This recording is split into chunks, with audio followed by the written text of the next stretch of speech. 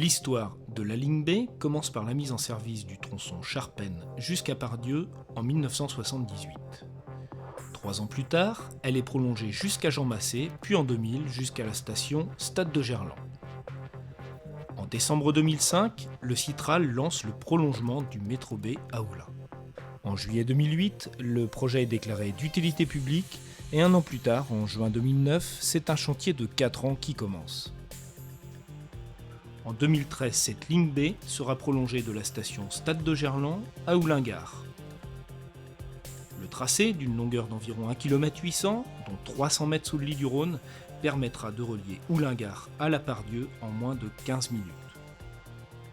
L'objectif est de desservir Oulin, de désengorger le sud-ouest lyonnais et d'offrir un accès performant à la rive gauche et au centre-ville. 20 000 voyageurs par jour sont attendus à Oulin-Gare à la mise en service de la station. Ce sont 15 500 véhicules de moins chaque jour sur les routes de l'agglomération et 4 000 tonnes de CO2 produites en moins chaque année.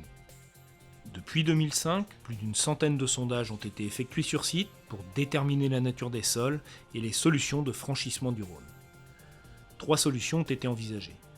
Le viaduc, il implique des acquisitions foncières, des démolitions importantes. Il a donc été écarté en raison de son prix et des difficultés de raccordement à l'existant.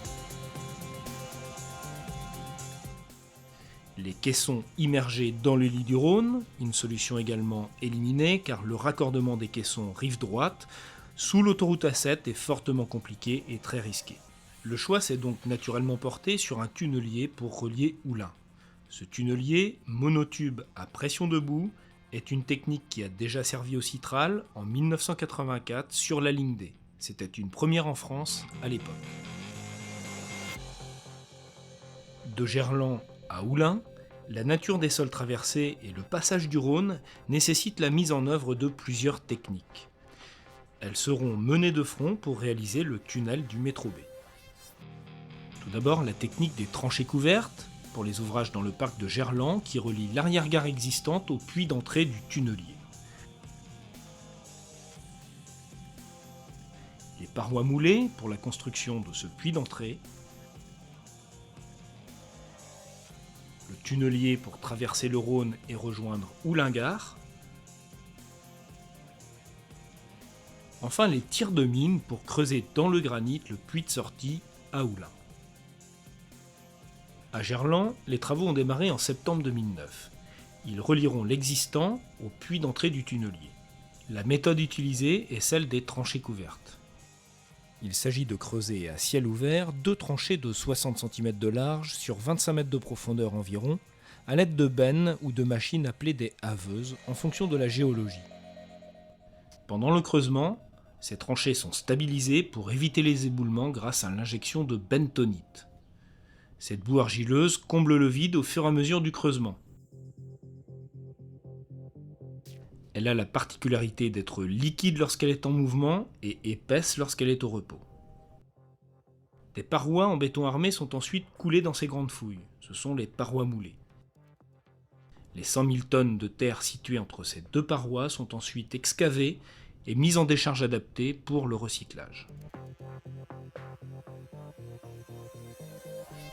Des renforts provisoires sont alors installés au fur et à mesure pour éviter que la poussée des terres ne fasse s'écrouler ces parois moulées. Ce sont des butons ou des tirants. En fond de fouille, un radier est réalisé puis une dalle intermédiaire permettant de conserver le vide technique. Enfin, la dalle de couverture est ensuite remblayée pour laisser place aux aménagements de surface.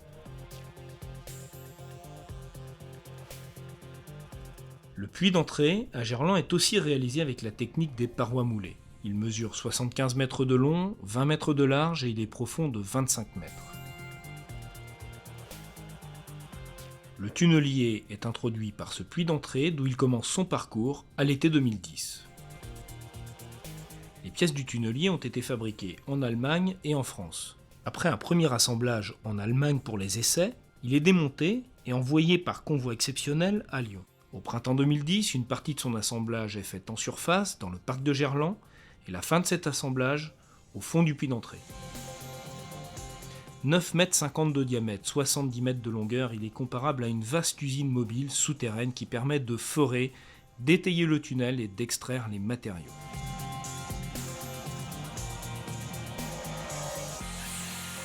La tête du tunnelier, dotée d'outils de forage très résistants, adaptés aux différents sols et terrains traversés, est appelée la roue de coupe. Un pilote vérifie la bonne progression et le fonctionnement normal du tunnelier. Il est responsable de l'équipe d'une quinzaine de personnes qui y travaillent en permanence. La rotation de la roue de coupe en avant de la chambre de forage permet de forer le sol et d'amorcer la progression du tunnelier.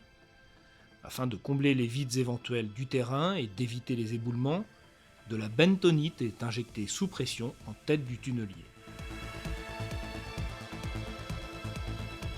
Elle est directement acheminée depuis la centrale de boue installée en surface. Le rôle de cette centrale est primordial puisqu'elle alimente le tunnelier en boue bentonitique et permet de sécuriser sa progression. Cette boue permet aussi le retour de tous les déblais qui sont remontés en surface, à Gerland, par une canalisation sous pression hydraulique qui les évacue avant qu'ils soient retraités. La bentonite est séparée des déblais, régénérée puis renvoyée en tête du tunnelier. Au total, 91 000 m3 de matériaux sont enlevés, soit 200 000 tonnes. Le tunnelier progresse au rythme de 10 mètres par jour en sol meuble et 5 mètres en sol dur. Les voussoirs étanches, en béton préfabriqué, s'imbriquent et composent le tubage du tunnel. Ils sont acheminés par le train suiveur et sont positionnés un à un à l'aide d'érecteurs pour constituer les parois du tunnel au fur et à mesure de l'avancement du tunnelier.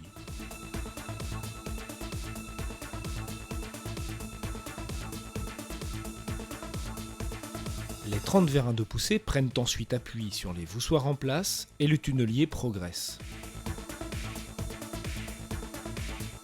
Il va traverser le Rhône en 6 mois et demi pour arriver à la station Houlingard.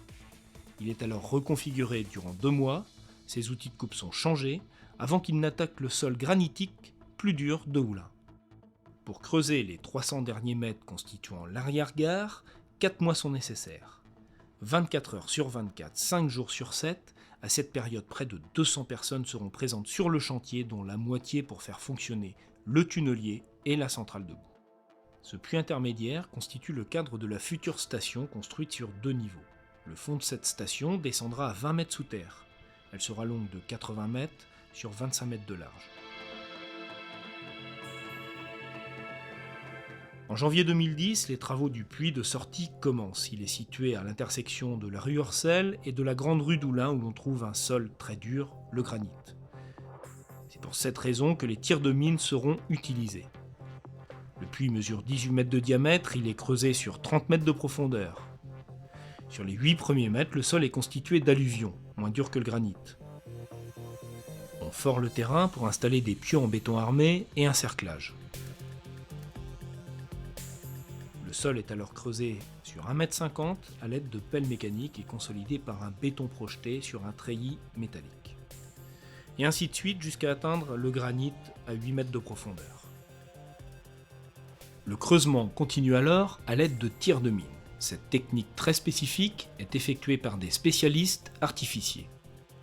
La surface du puits est divisée en plusieurs secteurs. Un perçage non comblé, appelé bouchon, est réalisé au centre du puits. Des perçages plus petits, destinés à recevoir les explosifs, sont réalisés de façon concentrique. Une cloche, appelée aussi le bouclier, qui est destinée à étouffer le bruit et contenir les poussières, vient recouvrir 1/8 du puits. Les procédures de sécurité sont vérifiées, le tir est lancé. L'explosion et les vibrations désolidarisent la roche par effet de résonance. Les effets de l'explosion sont mesurés par des capteurs installés autour du site. Les pelles mécaniques viennent ensuite racler le fond du puits et extraire les roches brisées pour les évacuer hors du site par camion. 1 à 2 tirs sont exécutés chaque jour, 7 par semaine, sauf les dimanches et jours fériés. Mi-2012, les travaux de génie civil se terminent et laissent place aux travaux d'équipement. Ventilation, signalisation, voies ferrées, aménagement de la station. Été 2013, les premières rames circulent, les essais et marches à blanc débutent. Le 11 décembre 2013 est la date prévisionnelle de mise en service du prolongement de la ligne B. Celle-ci a pour objectif d'être automatisée à 100% dès 2017, c'est-à-dire sans conducteur, comme l'est déjà la ligne D du métro de Lyon. Le prolongement du métro B constitue un véritable défi technologique. Le Citral investit plus de 222 millions d'euros sur ce chantier exceptionnel. Des projets sont déjà à l'étude pour prolonger cette ligne vers le centre-ville d'Oulin, les hôpitaux sud et le futur tronçon ouest du périphérique.